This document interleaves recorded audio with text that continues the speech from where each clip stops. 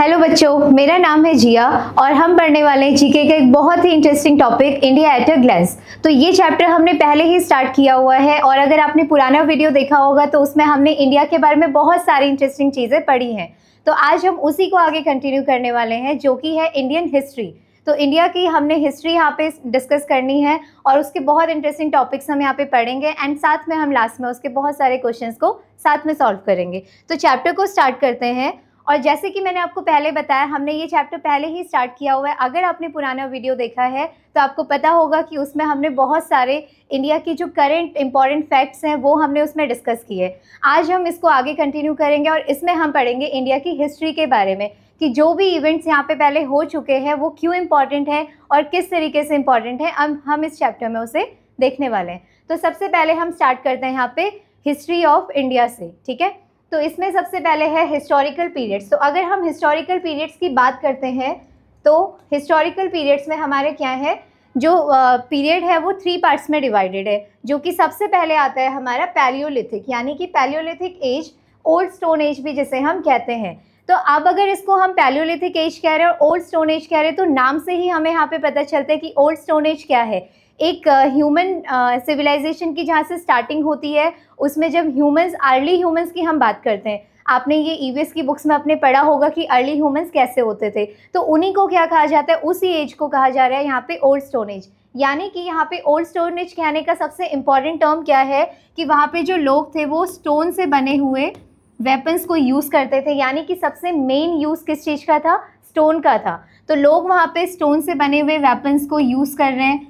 And साथ में आपके पहला पॉइंट ये हो गया कि स्टोन से बने हुए वेपन्स यूज़ हो रहे हैं। दूसरा है, लोग कहाँ पे रहते थे, केव्स में रहा करते थे। यानी कि एक प्रॉपर सिविलाइजेशन नहीं बनी हुई थी, तो लोग जो है वो अर्ली ह्यूमंस जो है वो रहना स्टार्ट कर रहे हैं। और वो किस तरीके से रहते हैं, केव्स के अंदर रहते हैं, जंगल में रहते हैं और सिविलाइजेशन नहीं है। खाना जो है वो रॉ फूड को ईट करते हैं वहाँ पे। तो थर्ड पॉइंट आता है कि रॉ फूड को वो क्या कर रहे हैं, ईट कर रहे हैं, है ना। तो इसी वजह से इस एज को क्या कहा जाता है, पैलियोलिथिक एज, यानी कि stone age, old stone age. Then हम उसके बाद सेकंड आते हैं। सेकंड हमने देखा कि मेसोलिथिक। मेसोलिथिक एरा क्या है हमारा, ये है middle stone age. Middle stone age, अब फिर से वापस से स्टोन एज की बात हो रही है, लेकिन यहाँ पे क्या होता है, जो लोग हैं वो थोड़ा सा डाइवर्सिफाइड हो जाते हैं। यानी कि वो घर पे रहना स्टार्ट करते हैं, छोटी झोपड़ियाँ बना के रहना स्टार्ट करते हैं और स्मॉल जो वेपन्स हैं, स्मॉल वेपन्स को वो यूज़ करना स्टार्ट करते हैं यहाँ पे, है ना।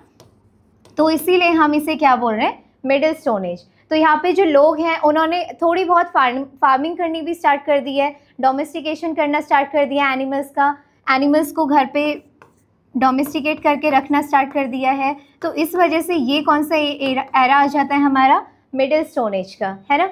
नेक्स्ट उसके बाद हम स्टार्ट करते हैं यहाँ पे नियोलिथिक एरा की। तो नियोलिथिक एरा क्या है हमारा, न्यू स्टोन एज। अब यहाँ पे क्या होता है, न्यू स्टोन एज क्या है, जहाँ पे ह्यूमन की एक प्रॉपर सिविलाइजेशन स्टार्ट हो गई है। लोगों ने अपने घर बना के रहना स्टार्ट कर दिया है, एनिमल्स को पालना स्टार्ट कर दिया है, फार्मिंग स्टार्ट कर दी है। तो इस तरीके से ये कौन सा एरा आ जाता है हमारा, नियोलिथिक एरा, यानी कि न्यू स्टोन एज। तो अगर हम बात करें यहाँ पे, तो इधर क्या है कि जो लोग हैं वो अपने प्रॉपर हाउसिंग होने लग गई है, उनकी प्रॉपर हाउसिंग सिस्टम है एंड साथ में एनिमल्स को पालना स्टार्ट कर दिया है, फार्मिंग करनी स्टार्ट कर दी है। तो इस तरीके से ये जो न्यू स्टोन एज है, न्यू स्टोन एज में क्या है, लोग जो है वो सिविलाइज्ड होना स्टार्ट हो गए। तो ये थे हमारे हिस्टोरिकल पीरियड्स के 3 टर्म्स, है ना। तो हमने यहाँ पे देखा कि सबसे पहला ओल्ड स्टोन एज, सेकंड हमारा है मिडिल स्टोन एज, उसके बाद आता है न्यू स्टोन एज, जिसमें जो लोग हैं, ह्यूमंस हैं, वो किस तरीके से उनका डेवलपमेंट हुआ है, हमें ये पूरा कॉन्सेप्ट समझ में आ गया। नेक्स्ट उसके बाद हम टॉपिक देखेंगे, अगला टॉपिक हमारा आता है इंडस वैली सिविलाइजेशन। अब हमने यहाँ पे बात करी, लास्ट पॉइंट हमने क्या पढ़ा कि न्यू स्टोन एज। तो न्यू स्टोन एज कहाँ से स्टार्ट हो जाता है, इंडस वैली सिविलाइजेशन। ये क्या है, और हमने जो हमारा पुराना वीडियो है उसमें भी हमने ये डिस्कस किया था कि इंडस वैली सिविलाइजेशन क्या है। तो इंडस वैली सिविलाइजेशन को ब्रॉन्ज एज सिविलाइजेशन भी कहा जाता है। तो हम यहाँ पे बात करें कि ब्रॉन्ज एज सिविलाइजेशन की, है ना। तो ये ब्रॉन्ज एज सिविलाइजेशन क्या है, यहाँ पे डांसिंग डॉल के बारे में हमने सुना है। डांसिंग डॉल क्या है, हड़प्पा की जो खुदाई होती है, जो वहाँ पे उसके फॉसिल्स मिलते हैं, उसमें से एक डांसिंग डॉल जो कि ब्रॉन्ज से बना हुआ है पूरा, वो भी वहाँ पे से मिला हुआ है। तो इसका मतलब यहाँ से ये पता चलता है कि हड़प्पन सिविलाइजेशन जो थी वहाँ पे लोगों ने ब्रॉन्ज के मेटल्स यूज़ करना, उससे बने हुए यूटेंसिल्स, उससे बने हुए वेपन्स को यूज़ करना स्टार्ट कर दिया था। इसी वजह से इसे क्या कहा जाता है, ब्रॉन्ज एज सिविलाइजेशन। ठीक हो गया। देन उसके बाद हम देखते हैं इनहैबिटेंट्स। अब ये इनहैबिटेंट्स में आपको यहाँ पे दो टर्म्स देखने को मिल रहे हैं, ड्रेविडियंस एंड मेडिटेरेनियंस। तो ये ड्रेविडियंस और मेडिटेरेनियंस क्या है, तो ये सिंपल से हम इसको ये समझेंगे कि ड्रेविडियंस क्या होते हैं, जो ऑलरेडी इंडिया में रहने वाले लोग हैं, यानी कि जो लोग पहले से ही भारत में रहते थे उनको बोला गया ड्रेविडियंस, एंड जो दूसरी कंट्रीज से माइग्रेट होकर इंडिया के अंदर आए उनको बोला गया मेडिटेरेनियंस। यानी कि ये क्या करके आए हैं, माइग्रेट करके इंडिया के अंदर आए हैं, तो इसीलिए इन्हें बोला जाता है मेडिटेरेनियंस, है ना। तो यहाँ से हमें सिंपल एक चीज़ समझ में आ गई कि जो इंडस वैली सिविलाइजेशन में रहने वाले इनहैबिटेंट्स थे, यानी कि जो लोग थे, उनको दो पार्ट्स में डिवाइड किया गया था, जो कि है आपके जो ऑलरेडी इंडिया में रहते हैं ड्रेविडियंस, एंड दूसरे आपके मेडिटेरेनियंस। तो ये पॉइंट यहाँ पे बहुत अच्छे से आपको क्लियर हो गया होगा। नेक्स्ट हम उसके बाद देखते हैं urban and well planned cities. तो जैसे कि मैंने आपको पहले भी बताया था कि हड़प्पन सिविलाइजेशन एक बहुत ज़्यादा एडवांस सिविलाइजेशन था, तो उसमें हमने देखा कि जो लोग हैं वो किस तरीके से रहते हैं। अर्बन वहाँ पे उनका क्या है, कल्चर है, अर्बन कल्चर यानी कि शहरीकरण, है ना। तो लोग जो है एक प्रॉपर उनका हाउसिंग सिस्टम है, प्रॉपर कैनाल्स बने हुए हैं, रोड्स बने हुए हैं, स्ट्रीट्स बनी हुई हैं चलने के लिए, बाथरूम्स बने हुए हैं, और इस तरीके से जो पूरा प्रॉपर सिस्टम एक सिटी के अंदर चलता है, वैसा ही हड़प्पन सिविलाइजेशन में भी था। तो इस वजह से इसे क्या बोला गया है यहाँ पे टर्म, अर्बन सिविलाइजेशन, है ना। तो ये एक well planned city, well planned structure था, जिसकी वजह से इसे ये टर्म दिया गया है। तो यहाँ से हमें ये बात बहुत अच्छे से क्लियर हो गई है कि इंडस वैली सिविलाइजेशन क्या है। तो अगर इससे रिलेटेड कोई भी क्वेश्चन आता है तो मुझे लगता है कि हम इजीली उसको क्लियर कर सकते हैं। नेक्स्ट टॉपिक हम यहाँ पे देखते हैं वैदिक सिविलाइजेशन। अब ये वैदिक सिविलाइजेशन के बारे में भी हमने पहले पढ़ा हुआ है। हमने लास्ट वीडियो में क्या देखा था कि सबसे पुराना कल्चर, यानी कि ओल्डेस्ट कल्चर ऑफ इंडिया क्या था हमारा, वैदिक कल्चर, है ना। वैदिक कल्चर जो है हमारा, ये क्या था, ओल्डेस्ट कल्चर ऑफ इंडिया। ये टर्म हमने हमारे लास्ट वीडियो में भी कवर किया था। तो अभी हम यहाँ पे देखते हैं कि वैदिक सिविलाइजेशन क्या है। अब ये वैदिक सिविलाइजेशन क्या है, क्रिएटेड बाय द आर्यंस, यानी कि ये किसने बनाया था, वैदिक सिविलाइजेशन कहाँ से आया है, आर्यंस के द्वारा लाया गया है ना। नेक्स्ट उसके बाद टर्म आता है कॉल्ड रूरल सिविलाइजेशन। अभी हमने इंडस वैली सिविलाइजेशन की अगर यहाँ पे बात करी है, तो इंडस वैली सिविलाइजेशन क्या है आपका, कि इसमें जो सिविलाइजेशन है वो कैसी है, अर्बन है। लोग किस तरीके से रहते हैं, शहरीकरण करके, यानी कि एक प्रॉपर सिटी की तरह से उनका पूरा सिस्टम वहाँ पे चलता था। देन उसके बाद अगर हम वैदिक की बात करें तो यहाँ पे सिस्टम कैसा है, रूरल है, यानी कि गाँव, है ना। ये टर्म हमें यहाँ से क्लियर हो गया। नेक्स्ट उसके बाद अगर हम लैंग्वेज की बात करते हैं तो वैदिक सिविलाइजेशन में जो लैंग्वेज चलती थी, यानी कि ये ओल्डेस्ट सिविलाइजेशन है, और हमें ये पता है कि इंडिया की जो सबसे पुरानी लैंग्वेज है जो यहाँ पे हमारी यूज़ होती थी पहले से, वो कौन सी थी, संस्कृत थी। तो इसी वजह से ओल्डेस्ट सिविलाइजेशन है। तो यहाँ पे टर्म हमारा क्लियर हो जाता है कि लैंग्वेज भी क्या होगी आपकी, संस्कृत ही होगी, है ना। तो ये टर्म हमारा यहाँ से क्लियर हो गया है। तो अभी हमने देखा कि इंडस वैली सिविलाइजेशन एंड वैदिक सिविलाइजेशन क्या है। तो इससे रिलेटेड अगर कोई भी क्वेश्चन आता है तो हम उसको बहुत आसानी से कवर कर सकते हैं। नेक्स्ट टॉपिक हम देखते हैं। अगला टॉपिक हमारा आता है प्री बुद्धिस्ट एरा। अब प्री बुद्धिस्ट एरा की अगर हम बात करें तो इंडिया वॉज डिवाइडेड इंटू, यहाँ पे बोला है 16 महाजनपदास। पहले ये टर्म हम क्लियर करते हैं कि महाजनपदास यानी कि इसका मतलब क्या है। ये महाजनपदास क्या होता है, किंगडम, यानी कि जो लोग हैं उस समय पे इंडिया के अंदर जो किंगडम था, यानी कितने राजा यहाँ पे रूल करते थे या फिर कितना बड़ा किंगडम था, तो 16 यहाँ पे महाजनपदास हुआ करते थे। 16 किंगडम्स यहाँ पे थे जिसके अंदर इंडिया डिवाइडेड था, है ना। तो ये हमारे यहाँ पे टर्म क्लियर हो गया कि प्री बुद्धिस्ट एरा, यानी कि बुद्धिज़्म से पहले, जिस समय पे गौतम बुद्धा का बर्थ हुआ था उससे पहले का जो टाइम है वो कितने पार्ट्स में डिवाइडेड है, 16 महाजनपदास में डिवाइडेड है। तो ये क्वेश्चन हमारा आता है कि प्री बुद्धिस्ट एरा में इंडिया कितने पार्ट्स में डिवाइडेड था। तो उसका आंसर हमारा क्लियर हो गया कि 16 महाजनपदास, यानी कि 16 किंगडम्स। नेक्स्ट उसके बाद टर्म आता है मुस्लिम इन्वेजन्स। अब ये मुस्लिम इन्वेजन क्या है, अभी तक हम बात कर रहे हैं इंडिया की, और इंडिया में मोस्टली उस टाइम पे कौन सी पॉपुलेशन है, यहाँ पे हिंदू पॉपुलेशन है ना। हिंदुइज्म चल रहा है, सब कुछ यहाँ पे जो रूल कर रहे हैं, जितने भी रूलर्स हैं वो सब कौन है, हिंदू हैं। देन उसके बाद जब यहाँ पे मुस्लिम इन्वेजन होता है, उसके बाद आपके यहाँ पे क्या आते हैं, बहुत सारे मुस्लिम रूलर्स का हमला होता है। तो वो किस तरीके से स्टार्ट हुआ है हम इसको यहाँ पे देखते हैं। तो सबसे पहले है मुस्लिम इन्वेजन में मोहम्मद बिन कासिम का नाम आता है। Muhammad bin Qasim is the first Muslim ruler to invade India, यानी कि जिसने पहली बार भारत पे हमला किया, जो कि अरब कंट्री से आया था, वो कौन था? मोहम्मद बिन कासिम। तो हमें ये पहला नाम याद रखना है कि मोहम्मद बिन कासिम जो है वो पहला मुस्लिम रूलर है जिसने इंडिया पे क्या किया था? हमला किया था। ठीक है, नेक्स्ट उसके बाद हम देखते हैं, और ये टर्म यहाँ पे आपको दिया भी है कि मुस्लिम अरब रूलर टू इन्वेड इंडिया, और ये कहाँ से आया था? सिंध से, यानी कि 1712 में 1712 एडी में सिंध से एक मुस्लिम रूलर मोहम्मद बिन कासिम जिसने इंडिया पे पहली बार हमला किया था। ठीक है, नेक्स्ट हम यहाँ पे देखेंगे महमूद गजनी, और ये बहुत इंपॉर्टेंट टर्म है महमूद गजनी। इसमें से क्वेश्चन आता है कि ऐसा कौन सा रूलर है, कौन सा मुस्लिम रूलर है जिसने इंडिया पे सबसे ज़्यादा बार हमला किया है? तो वो है महमूद ऑफ गजनी, यानी कि गजनी जो ये प्लेस है अभी इस टाइम पे करेंट टाइम पे ये कहाँ पे है? अफ़गानिस्तान में है ना। अफ़गानिस्तान में एक प्लेस है जिसका नाम है गजनी। तो वहाँ से महमूद ऑफ गजनी, यानी कि जिसने इंडिया पे क्या किया था? 17 टाइम्स हमला किया था, और उसने सिर्फ हमला किया था। हमला करने का जो उसका मेन मकसद होता था वो क्या होता था? इंडिया की वेल्थ, यानी कि हमारी कंट्री हमें पहले से पता है कि बहुत ज़्यादा वेल्दी थी और इसे सोने की चिड़िया भी कहा जाता था। तो उसका यही मकसद होता था कि वो इंडिया पे हमला करे और यहाँ से सारी वेल्थ को चुरा के लेके जाए। तो महमूद गजनी ने क्या किया था? 17 टाइम्स इंडिया पे हमला किया था, और यहाँ से सोना चांदी एंड जितना भी यहाँ की वेल्थ है उसको चुरा के वो यहाँ से लेके जाता था। और इसमें एक टर्म बहुत ज़्यादा इंपॉर्टेंट है जो कि हमें पता होना चाहिए कि उसने सबसे जो बड़ा हमला किया था वो किया था सोमनाथ टेम्पल, जो कि अभी प्रेजेंट डे में कहाँ पे है? गुजरात में है ना। तो यहाँ पे उसने सबसे पहले क्या, सबसे ज़्यादा उसने 17 टाइम्स इंडिया पे हमला किया, बट सबसे जो बड़ा हमला था वो हुआ था सोमनाथ टेम्पल पे। तो ये टर्म हमें यहाँ से क्लियर हो गया है ना।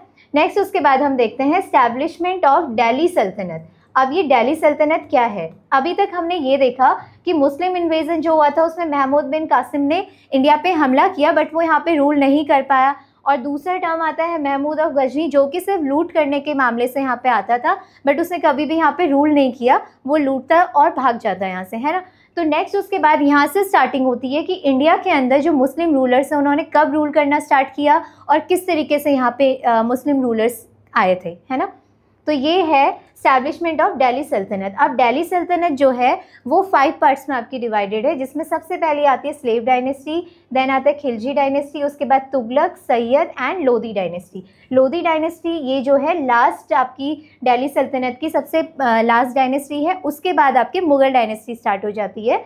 तो ये जो 5 टर्म्स हैं हमें ये याद रखने हैं। और क्रोनोलॉजिकल ऑर्डर, इसमें क्वेश्चन सिंपल हमारा क्या आता है कि क्रोनोलॉजिकल ऑर्डर हमें बताना है दिल्ली सल्तनत का। तो अगर आपको याद है कि सबसे पहले स्लेव डायनेस्टी, उसके बाद Khilji, Tughlaq dynasty, Syed dynasty and Lodhi dynasty, तो सिंपल हमें इतना ही याद रखना है और हमारे लिए इतना इनफ होगा। ठीक है, अब हम आगे बढ़ते हैं। अगला टॉपिक हम देख रहे हैं यहाँ पे मौर्यन एम्पायर। अब ये मौर्यन एम्पायर क्या है? मौर्यन एम्पायर को किसने फाउंड किया था? सबसे मेन टर्म ये आता है कि founded by Chandragupta Maurya, called Sandrocottus by Greeks. ठीक है, तो हम यहाँ पे देख रहे हैं कि मौर्यन एम्पायर को जो फाउंड किया था, हमें सिर्फ इतना याद रखना है कि मौर्यन एम्पायर के फाउंडर कौन है? चंद्रगुप्त मौर्य। और इसमें जो सबसे बड़े रूलर यानी कि ग्रेटेस्ट रूलर जो रहे हैं वो कौन है? Ashoka the great. चंद्रगुप्त मौर्य के बाद सेकंड रूलर कौन आता है यहाँ पे? उनका नाम भी हम यहाँ लिख लेते हैं, वो है बिंदुसार, है ना। चंद्रगुप्त मौर्य के बेटे का नाम है बिंदुसार, उसके बाद उनके बेटे का नाम है अशोका, जो कि बहुत ज़्यादा फेमस है अशोका द ग्रेट नाम से। और एक और टर्म अशोका के बारे में हम यहाँ पे जान लेते हैं कि अशोका जो है बुद्धिज़्म जो हमारा कल्चर है, बुद्धिज़्म रिलीजन को सबसे ज़्यादा किसने फैलाया था? अशोका ने। तो इस रिलीजन को सबसे ज़्यादा इंडिया के अंदर और वर्ल्ड में, वर्ल्ड वाइड इसको बहुत ज़्यादा फेमस किसने किया था? अशोका ने किया था। तो ये टर्म भी हम यहाँ पे रख लेते हैं क्योंकि वो बुद्धिस्ट जो गौतम बुद्धा हैं उन्हें बहुत ज़्यादा फॉलो किया करते थे, है ना। तो हमें यहाँ से 3 टर्म क्लियर हो गए कि मौर्यन एम्पायर जो है उसको फाउंड किसने किया था? चंद्रगुप्त मौर्य ने। एंड देन उसके बाद आपके और ये टर्म हमें याद रखना है कि कॉल्ड सैंड्रोकॉर्ड्स बाय ग्रीक्स। जो ग्रीक्स थे वो उन्हें क्या बुलाते थे? सैंड्रोकॉर्ड्स बुलाते थे। देन उसके बाद उनके बेटे थे बिंदुसार और उनके बेटे थे अशोका, जो कि अशोका द ग्रेट से फेमस हैं। देन उसके बाद हम देखते हैं गुप्ता एम्पायर। अब ये गुप्ता एम्पायर में हमने देखा कि रूलर्स यूज द टाइटल परम भागवत। गुप्ता एम्पायर में जो रूलर्स हैं वो एक टाइटल यूज़ किया करते थे, जो कि आपका टर्म क्या है, परम भागवत का टर्म।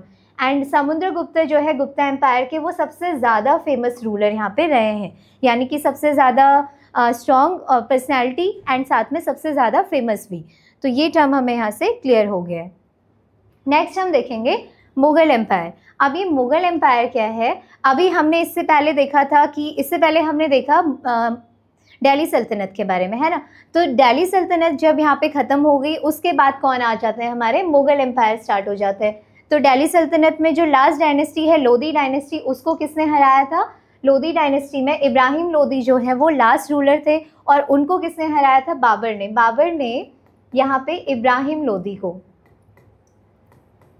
लोधी जो कि आपके दिल्ली सल्तनत के लास्ट रूलर रहे हैं, उनको क्या किया, बाबर ने हराया। और उसके बाद यहाँ पे इंडिया में किसका रूल स्टार्ट हो गया, यहाँ से स्टार्ट हो जाता है मुग़ल एम्पायर, यानी कि मुग़ल डायनेस्टी स्टार्ट हो जाती है। तो मुग़ल डायनेस्टी के सबसे पहले रूलर का नाम हमें याद रखना है, वो है बाबर, ठीक है। नेक्स्ट उसके बाद हमने देखा इब्राहिम लोधी को 1526 में उन्होंने हराया था। और मुग़ल डायनेस्टी के जो सबसे ग्रेटेस्ट रूलर रहे हैं वो कौन है, अकबर, ठीक है। तो अकबर के लिए यहाँ पे एक टर्म बहुत ज़्यादा फेमस है कि उन्होंने क्या किया था, प्रमोटेड सुले कुल। सुले कुल का मतलब होता है यूनिवर्सल पीस, यानी कि अकबर क्या करता था, सारे जो रिलीजन्स हैं इंडिया में उन सभी को एक सही तरीके से एक प्रॉपर वे में, हर एक रिलीजन को एक जैसा उसका क्या रहता था, बिहेवियर था सबके साथ, है ना। तो सबको रिस्पेक्ट करता था और उसने ही यहाँ पे एक टर्म दिया था यूनिवर्सल पीस का। तो ये किसने प्रमोट किया है, अकबर ने। और बिल्ड रिलेशंस विद राजपूत, ये टर्म भी यहाँ पे इम्पॉर्टेंट है कि अकबर जो है उसने राजपूत जो किंगडम है वहाँ की राजकुमारी के साथ शादी की थी, तो यहाँ से उसका एक जो रिलेशन है वो राजपूत के साथ भी क्या है, बन जाता है। नेक्स्ट उसके बाद हम देखते हैं विलियम हॉकिंस। विलियम हॉकिंस कौन थे, एम्बेसडर ऑफ किंग जेम्स। जिस समय पे मुग़ल डायनेस्टी चल रही थी यहाँ पे इंडिया में, उस टाइम तक कौन आ गए थे, ब्रिटिशर्स भी आ गए थे, है ना। तो ब्रिटिशर्स जब यहाँ पे आए थे तो हमने देखा कि जो ambassador of king James first हैं, किंग जेम्स फर्स्ट इंग्लैंड के जो एम्बेसडर रहे हैं, वो उन्होंने इंडिया कब विज़िट किया था, जहांगीर कोर्ट में, है ना। जहांगीर कौन है, मुग़ल रूलर है। तो उनके कोर्ट में कौन से ब्रिटिशर आए थे सबसे पहले, अगर ये क्वेश्चन आता है तो वो है विलियम हॉकिंस। तो यहाँ से हमें ये टर्म क्लियर हो जाता है। तो आई होप कि आपको ये टॉपिक बहुत अच्छे से क्लियर हो गया होगा। नेक्स्ट उसके बाद हम देखेंगे अगला जो हमारा टर्म आता है, foreign traders arrived in order. अब ये टर्म भी बहुत ज़्यादा इंपॉर्टेंट हो जाता है क्योंकि इससे सिंपल एक ही क्वेश्चन आता है, या तो आपको क्रोनोलॉजिकल ऑर्डर में क्वेश्चन पूछा जाएगा कि फॉरेन ट्रेडर्स इंडिया में किस क्रोनोलॉजिकल ऑर्डर में आए थे। क्रोनोलॉजिकल ऑर्डर होता है कि सबसे पहले कौन आया, सबसे पहले आए थे आपके पोर्टुगल्स, जिनको हम क्या बोलते हैं, हिंदी में पुर्तगाली भी बोला जाता है ना। तो सबसे पहले आए थे पोर्टुगीज, देन आए थे इंग्लिश, उसके बाद डच एंड देन आते हैं आपके फ्रेंच। तो ये क्या है, क्रोनोलॉजिकल ऑर्डर है कि किस तरीके से फॉरेन ट्रेडर्स ट्रेडिंग करने के लिए इंडिया पे आए थे, तो वो है ये। अगर इसमें पूछा जाता है कि सबसे पहले कौन से फॉरेन ट्रेडर्स इंडिया पे आए थे, तो आंसर होगा पोर्टुगल। और अगर पूछा जाता है सबसे लास्ट में कौन आए थे, तो आंसर होगा फ्रेंच। तो ये क्या हो गया हमारे क्रोनोलॉजिकल ऑर्डर, जो कि हमें सिंपल वे में याद रखना है। नेक्स्ट उसके बाद हम देखेंगे की गवर्नर्स। ये एक बहुत इंपॉर्टेंट टर्म है जो हमें पता होना चाहिए। तो इंडिया में जो सबसे पहले first governor general of India है वो कौन है, लॉर्ड विलियम बेंटिक। उसके बाद first governor general of independent India, यानी कि जब इंडिया आज़ाद हो गया है उसके बाद पहले गवर्नर जनरल कौन रहे हैं, वो हैं आपके लॉर्ड माउंटबेटन। और first and last governor general, first and last Indian governor general, अभी तक हमने ऊपर देखा दोनों कौन है, ये है ब्रिटिशर्स हैं आपके, है ना। ये दोनों ब्रिटिशर्स हैं जो इंडिया से हैं। तो इंडिया से पहले इंडियन, और पहले और लास्ट, उसके बाद ये पोस्ट हट जाती है। तो पहले और लास्ट गवर्नर जनरल कौन रहे हैं, श्री राजागोपालाचारी। तो ये टर्म हमें याद रखना है। अच्छा, यहाँ पे जो लॉर्ड विलियम बेंटिक है उनके लिए एक बहुत इंपॉर्टेंट टर्म हमें ये भी याद रख लेना चाहिए। ये हमें पता होगा कि इन्होंने क्या किया था, सती प्रथा पे रोक लगाई थी, है ना। सती प्रथा जो यहाँ पे इंडिया पे चलती थी उस पे रोक लगाई थी। एंड दूसरा इनके लिए बहुत इंपॉर्टेंट टर्म है कि इन्होंने क्या किया था, यहाँ पे एजुकेशन को प्रमोट किया था। एजुकेशन को प्रमोट करने वाले भी ये पहले गवर्नर जनरल रहे हैं। तो ये 2 पॉइंट्स अगर हम इनके बारे में याद कर ले तो ये बहुत अच्छी चीज़ है। नेक्स्ट उसके बाद हम देखते हैं पूर्ण स्वराज। पूर्ण का मतलब क्या होता है? पूर्ण का मतलब होता है कंप्लीट और स्वराज का मतलब होता है इंडिपेंडेंस। तो हमें यहाँ से ये टर्म बहुत अच्छे से क्लियर हो गया कि पूर्ण स्वराज का मतलब क्या होता है, मीन्स टोटल इंडिपेंडेंस। यानी कि ये जो स्वराज वर्ड है, अब ये टर्म हमें याद रखना है कि स्वराज वर्ड सबसे पहले किसने यूज़ किया था, तो यूज़ बाय स्वामी दयानंद सरस्वती, है ना। तो ये जो स्वराज वर्ड आता है ये सबसे पहले यूज़ किया था स्वामी दयानंद सरस्वती से, और हमारी जो फ्रीडम स्ट्रगल है उसमें इस वर्ड का बहुत इंपॉर्टेंट रोल रहा है, ये हम सबको पता है, ठीक है। नेक्स्ट उसके बाद हम देखते हैं British use divide and rule policy. ये बात हमें बहुत अच्छे से पता है कि इंडिया के अंदर, अभी हम इस टॉपिक को स्टार्ट करते हुए जब से हमने स्टार्ट किया है, हमने एक यहाँ पे बहुत इंपॉर्टेंट बात बोली है कि इंडिया क्या है, एक बहुत वास्ट कल्चर है, यहाँ पे बहुत सारे डिफरेंट रिलीजन्स के लोग यहाँ पे रहते हैं। लेकिन यही सेम चीज़ बहुत पहले से चली हुई आ रही है और इसी बात का फ़ायदा किसने उठाया था, अंग्रेज़ों ने, ठीक है। तो जब ब्रिटिशर्स इंडिया पे आए तो उन्होंने ये चीज़ देखी कि इंडिया में बहुत डिफरेंट कल्चर के लोग, अलग अलग रिलीजन को फॉलो करने वाले लोग एक साथ रहते हैं, लेकिन उनके बीच में अगर डिवाइड किया जाए उन्हें उनके रिलीजन के बेसिस पे, उनके कास्टिज़म के बेसिस पे, तो इंडिया में बहुत जल्दी वो क्या कर सकते हैं, रूल कर सकते हैं। और इसी बात का फ़ायदा किसने उठाया था, ब्रिटिशर्स ने। तो यहाँ पे ब्रिटिशर्स का जो इंडिया पे रूल करने का सबसे इम्पॉर्टेंट और सबसे मेन फैक्ट आता है, उन्हें ये चीज़ पता चल गई कि अगर वो यहाँ के लोगों को क्या कर सकते, डिवाइड कर सकते, तो वो ईजिली यहाँ पे रूल कर सकते हैं। तो ये चीज़ हमें यहाँ से समझ में आ गया कि ब्रिटिशर्स ने क्या यूज़ किया, डिवाइड एंड रूल पॉलिसी को यूज़ किया था इंडिया के नेशनलिज्म को सप्रेस करने के लिए। यहाँ के जितने भी लोग हैं उनके बीच में फूट डालने का और यहाँ पे रूल करने का उनका बहुत अच्छा सा ये जो तरीका है वो कामयाब हो गया, हम ये कह सकते हैं यहाँ से, है ना। तो नेक्स्ट उसके बाद हमारा टर्म आता है बंगाल पार्टीशन। बंगाल का पार्टीशन किसने किया था, बाय लॉर्ड कर्जन ऑन 16 अक्टूबर 1905। ये पॉइंट हमें याद रखना है कि बंगाल पार्टीशन कब हुआ था, 16 अक्टूबर 1905 में हुआ था और किसने किया था, लॉर्ड कर्जन ने। क्लियर हो गया। नेक्स्ट उसके बाद हम देखते हैं गांधीज रिटर्न। हमने ये स्टोरीज़ हमेशा बचपन से पढ़ी हुई है अपनी, कभी हिंदी की बुक में, कभी इंग्लिश की बुक में, कि महात्मा गांधी जो है उनको क्या बोला जाता है, फादर ऑफ नेशन भी बोला जाता है। तो उन्होंने फ्रीडम स्ट्रगल में बहुत ज़्यादा इंपॉर्टेंट यहाँ पे रोल प्ले किया था। एंड महात्मा गांधी जो है वो लॉ करने के लिए कहाँ गए थे, अफ्रीका गए थे। तो जब वो लॉ करके वापस आए अफ्रीका से, तो वो कौन सा टाइम है, 1915। तो 1915 में महात्मा गांधी ने क्या किया था, वो वापस इंडिया आए थे। 1915 से 1947 तक उन्होंने इंडिया के फ्रीडम स्ट्रगल में काम किया था, है ना। तो ये क्या हो गया, अब ये जो 1915 से 47 तक का जो टाइम है उसको क्या बोला जाता है, गांधीयन एरा। ये गांधीयन एरा क्या है, तो जैसे कि मैंने आपको बोला कि महात्मा गांधी को फादर ऑफ नेशन भी बोला जाता है ना। तो महात्मा गांधी को फादर ऑफ नेशन बोला जाता है, इसका मतलब क्या है कि उस समय पे जब महात्मा गांधी साउथ अफ्रीका से इंडिया वापस आए, तो इंडिया के अंदर उन्होंने जब फ्रीडम मूवमेंट को स्टार्ट किया, जितने भी फ्रीडम मूवमेंट्स उन्होंने यहाँ पे किए, जितना भी स्ट्रगल किया, उन सब चीज़ों में सबसे इम्पॉर्टेंट चीज़ ये थी कि लोग जो है, इंडिया के लोग महात्मा गांधी को बहुत ज़्यादा प्यार करते थे। वो उनकी बहुत सारी बातों को सुनते थे, समझते थे। तो इसका मतलब कि जो यहाँ के लोग हैं वो उनसे बहुत ज़्यादा क्या थे, इम्प्रेस थे, कि वो उनको फॉलो करना चाहते थे, उनकी बातों को मानते थे। इसी वजह से उस पूरे टाइम पीरियड को क्या कहा जाता है, गांधीयन एरा। तो ये सिंपल हमें यहाँ से टर्म्स ये समझ में आता है कि महात्मा गांधी को लोग बहुत ज़्यादा पसंद करते थे और उनके फ्रीडम स्ट्रगल में उनका साथ देते थे। तो इस वजह से उस टाइम पीरियड को, उस पूरे टाइम पीरियड को क्या कहा जाता है, गांधीयन एरा, है ना। ये टर्म क्लियर हो गया। नेक्स्ट उसके बाद ये चीज़ हमें बहुत अच्छे से पता है कि इंडिपेंडेंस डे कब मनाया जाता है, 15 अगस्त 1947। 15 अगस्त को हमारा क्या है, इंडिपेंडेंस डे मनाया जाता है। और 1947 में पहली बार जब हमें आज़ादी मिली थी तो वो डे था 15 अगस्त। इसी वजह से इंडिपेंडेंस डे 15 अगस्त को हम हर साल सेलिब्रेट करते हैं। नेक्स्ट उसके बाद एक और टर्म यहाँ पे आता है बांग्लादेश का। ये जो बांग्लादेश है, देखो हमें ये चीज़ पता है कि पाकिस्तान और बांग्लादेश जो है दो अलग कंट्रीज़ हैं, लेकिन हमारा जब इंडिपेंडेंस हुआ उससे पहले ये दोनों ही कंट्रीज़ क्या थी, इंडिया का पार्ट हुआ करती थी। तो जो पाकिस्तान है एक इस साइड पे और बीच में इंडिया, देन उसके बाद हम देखते हैं कि इधर क्या है, बांग्लादेश है। तो जिस समय पे हमारा क्या हुआ था, पार्टीशन हुआ था, तो ये सिंपल सा टर्म है कि पार्टीशन के टाइम पे जो पाकिस्तान है वो दो पार्ट्स में हो गया, यानी कि इंडिया के 3 पार्ट्स हुए, जिसमें से एक बना पाकिस्तान, दूसरा भी पाकिस्तान और बीच में आ जाता है हमारा इंडिया।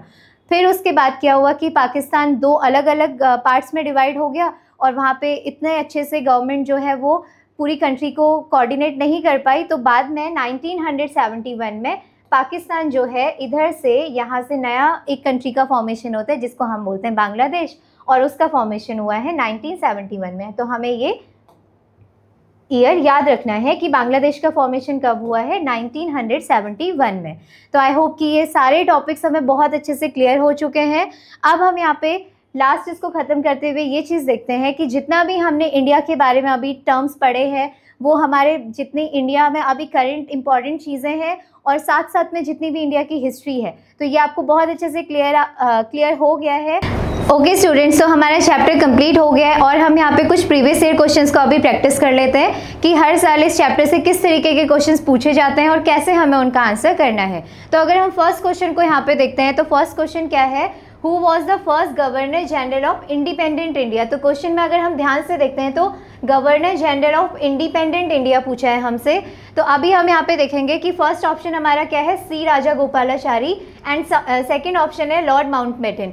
थर्ड ऑप्शन को हम यहाँ से सीधे कैंसिल कर देते हैं क्योंकि महात्मा गांधी या जवाहरलाल नेहरू ये तो नहीं है ना। तो ये दो ऑप्शन तो हमारे ऐसे ही कैंसिल हो गए। अब हम फर्स्ट ऑप्शन को अगर देखें तो सी राजागोपालाचारी कौन है, इंडियन है ना, Indian governor general of independent India. तो ये तो क्या हो गए आपके इंडियन हो गए। तो इस क्वेश्चन के अकॉर्डिंग ये आंसर भी हमारा गलत हो जाता है। तो यहाँ से जो सही ऑप्शन है वो क्या है, लॉर्ड माउंटबेटन। ठीक है, तो इंडिपेंडेंट इंडिया के फर्स्ट गवर्नर जनरल कौन है, लॉर्ड माउंटबेटन।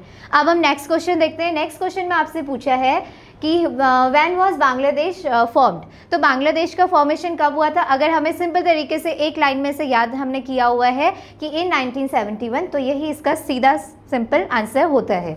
और हम यहाँ पे देखते हैं कि सैनिक स्कूल 2023 में ये क्वेश्चन पूछा गया है और हमने ऊपर देखा सेम क्वेश्चन 2023 में फिर से इसी चैप्टर से वापस पूछा गया है। तो हमें यहाँ से ये पता चलता है कि इस चैप्टर की इंपॉर्टेंस कितनी ज़्यादा है। नेक्स्ट उसके बाद आपका थर्ड क्वेश्चन है, who appoints the prime minister of India.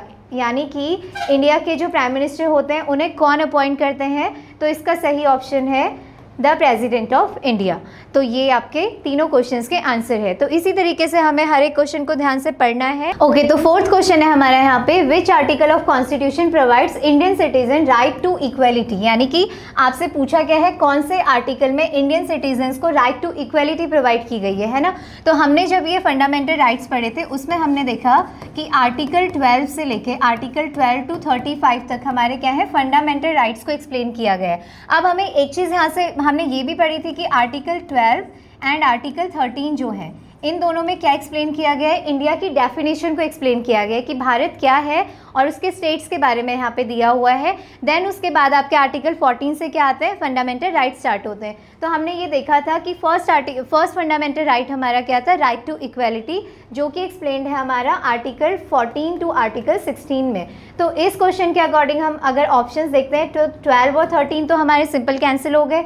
उसके बाद 14 to 16 है तो इसका मतलब 17 भी नहीं होगा। सही ऑप्शन क्या होगा हमारा, आर्टिकल 14। ठीक है, तो ये हमें यहाँ से क्लियर हो गया। इसी की तरीके से अगर आपके पास राइट टू फ्रीडम पूछा जाता है या फिर अदर राइट्स के बारे में पूछा जाता है तो हमें आर्टिकल नंबर उनके याद होने चाहिए। नेक्स्ट उसके बाद हम फिफ्थ क्वेश्चन देखते हैं, the members of Rajya Sabha can have a maximum tenure of how long. तो जो राज्यसभा के मेंबर्स हैं वो कितने साल तक यानी कि कितने टाइम पीरियड तक उनका काम करने का टाइम होता है।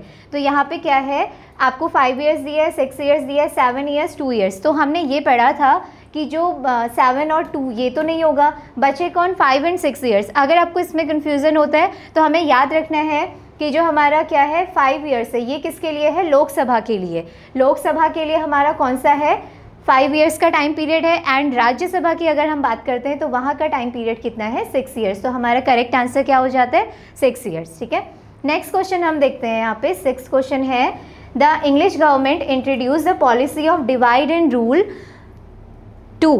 ठीक है, तो जो ब्रिटिशर्स थे उन्होंने डिवाइड एंड रूल की पॉलिसी को अपनाया था। तो वो किस चीज़ के लिए, उनका सिंपल हमें ये चीज़ पता है कि ब्रिटिशर्स क्या चाहते थे, इंडिया में यहाँ पे रूल करना चाहते थे, राज करना चाहते थे। और वो किस तरीके से होगा, अगर वो लोगों को डिवाइड कर देंगे, यानी कि यहाँ पे लोगों को कास्टिज्म, रिलीजन के बेसिस पे अगर डिवाइड करते तो वो ईजिली यहाँ पे क्या कर सकते हैं, राज कर सकते हैं, है ना। तो हमें ये चीज़ पता है पहले से। तो अगर हम इसके ऑप्शंस को देखें तो पहला क्या है, एडुकेट इंडियंस, तो ये तो नहीं होगा, वो इंडियंस को पढ़ाना तो नहीं चाहते थे।